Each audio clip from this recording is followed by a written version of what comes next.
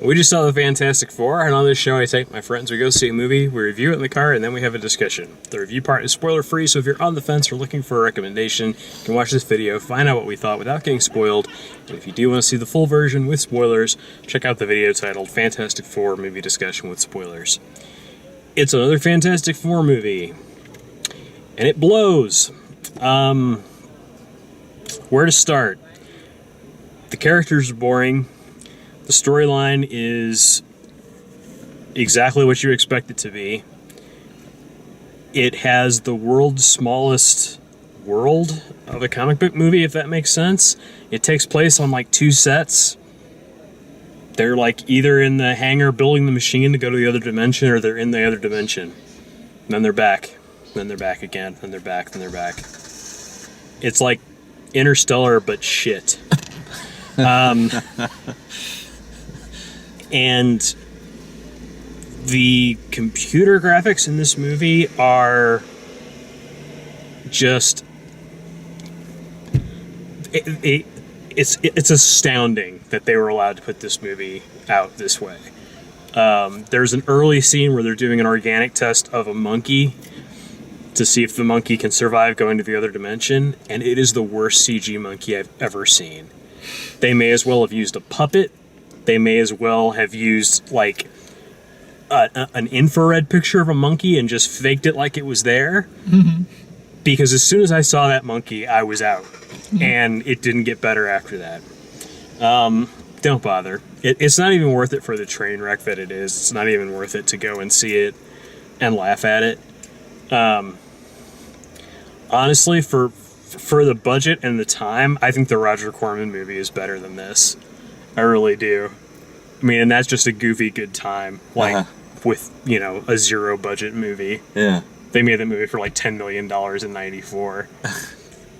This movie looks like they made it for $50 million and then, like, fired the video effects team before they were done. Do you know what the budget was for this one? I have no idea. I'm sure it was high. Yeah, wow. What'd you guys think?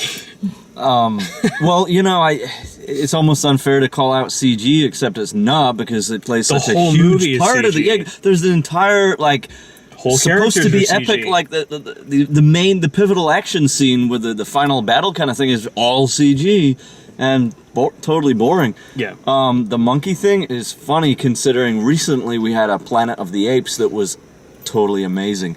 Like, just the mocap and the CG has come so far, and this is a step, like, way back the way. They're going back to the Uncanny Valley days, where it's like, oh, that looks horrible. It's like a hybrid between a human face and a monkey and some plasticine. Yeah, you know? It's like Discovery Channel. Like, right, it's like TV level stuff, you know? Yeah. I went into this movie kind of blank and, you know, kind of wanting to like it. I love science fiction, and, you know, Marvel's had a fantastic run, although this is kind of a second-tier Marvel movie. They haven't had full control, I guess, over it. But yeah, it was kind of boring. No interesting characters except, oh, look, they all do crazy things. But, you know, it's nothing like an X-Men movie where you've got memorable standout cast. And for me, the thing that really stood out was, with such a ridiculous storyline, you expect a lot of comedy, and it's just not there. It's humorless for the most part. So if you're totally into it, then yeah, check it out. But if you're coming into it blank, then there's not a whole lot to keep your attention. It wasn't very good. Dale nailed it. It is exactly what you think when you think of the very first Fantastic Four movies. It's really bad. It felt like a movie, or I'm sorry, a TV pilot. Mm-hmm. And no. And I gotta mention the CGI monkey too. I actually thought that it was me, that I was seeing the monkey as bad, because I couldn't believe that they put it in a movie. It just wasn't very good, and somehow managed to be disappointing, even though I didn't expect it to be good. I don't know. I think even if you don't care about special effects, the movie is boring, because the characters don't do anything, their relationships don't develop, they don't have anything of an arc. That's fair. It's the exact story you expect it to be. Yeah.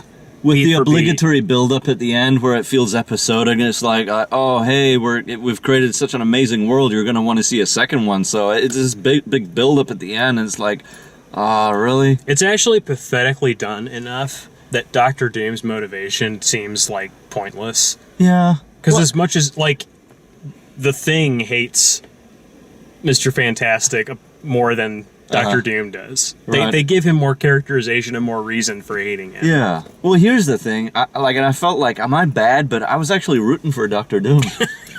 Yeah. He was like the coolest character. I was when there was like an EMP, I was really jealous because I was hoping that our theater would just shut down. That's our review Yikes. of Fantastic Four. If you like the way we do these, please like the video, subscribe, check out all the written and video reviews at DaleMaxfield.com, and thanks for watching.